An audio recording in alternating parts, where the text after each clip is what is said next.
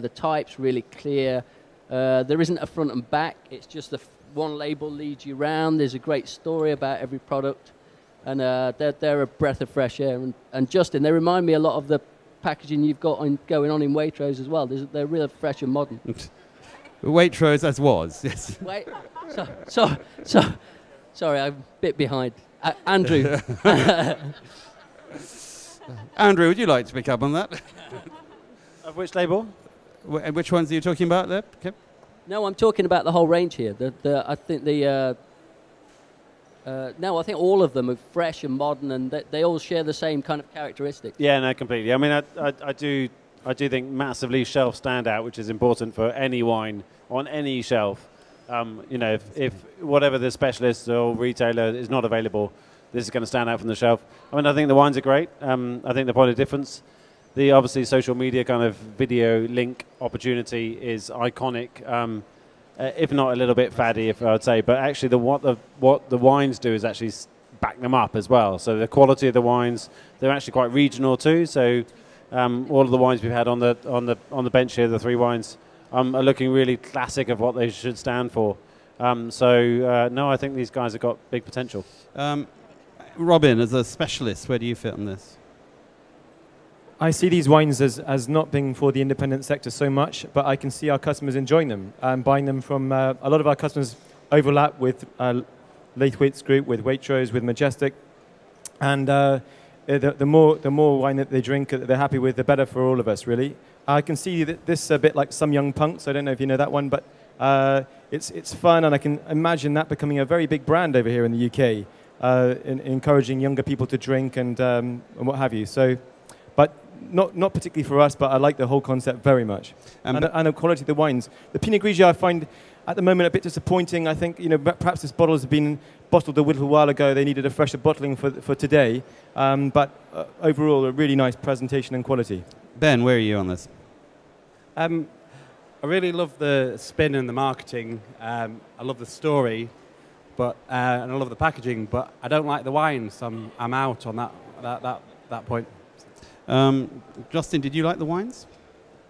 I liked some of them. I thought the Riesling was very good. I think there's better Italian Pinot Grigios at cheaper prices out there.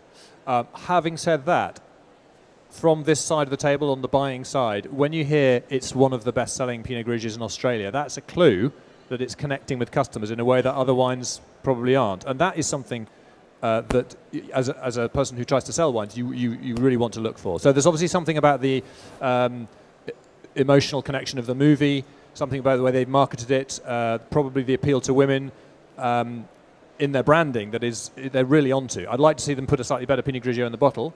But I think their other wines are really good, and I like the authenticity of the Barossa. There's kind of two different ranges here, aren't there? There's the kind of Australian ones, the Barossa ones, and the Italian ones. I think the Barossa wines are pretty good. Catherine. I think. Hello. I think what's interesting about this lot is that, and I agree with Justin. I'm not crazy about the Pinot Grigio. I think it's their weakest wine. I like the Riesling and I like the two first Shirazes. I think what they have in their favor is I don't actually think they need an importer or an agent. I think that they can actually work really, really well with a retailer in this country. They have enough, you know, marketing knowledge, social media expertise, and a real passion to want to make a difference. And I think that's it's a breath of fresh air. Anne. I was going to say, from a marketing perspective, I think it's just really key that they've got everything behind it. They've got their social media working. And I think if you're looking at a Pinot Grigio, it very much depends on the price point. But at the end of the day, actually, there comes a point when the marketing is certainly as important as the liquid in the bottle. And actually, you know, look at champagne, for heaven's sake, you're paying for the brand name. And at the end of the day, if the marketing's strong enough and it drives sales, then that carries it for me. Joanne, on the table, on the on-trade table. For me, it's an off-trade product. It wouldn't work with us. The Pinot Grigio made some numbers. In our business, we sell a glass of Pinot Grigio every second. So we sell a little bit of Pinot Grigio, and I have better Pinot Grigios at better cost. So that would be disappointing. And I cannot compromise on quality for my customers. So that's out. Knowing that they're going to do a Prosecco, everybody knows that I'm not in favor of any other sparkling, full-on Prosecco, not quite. So I go to the Riesling, absolutely.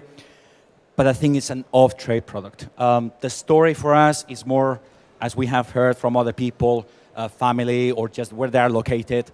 This is great for marketing. I think they can go straight to a retailer. They don't even need an agency. And actually looking at how they market, it looks like there's a big company behind, one of the big chip companies behind. So if it's only this guy, he's really good. But not for the on-trade or not for us. Any other... No one here to answer the question. Any other comments to make on this? Andrew, anyone?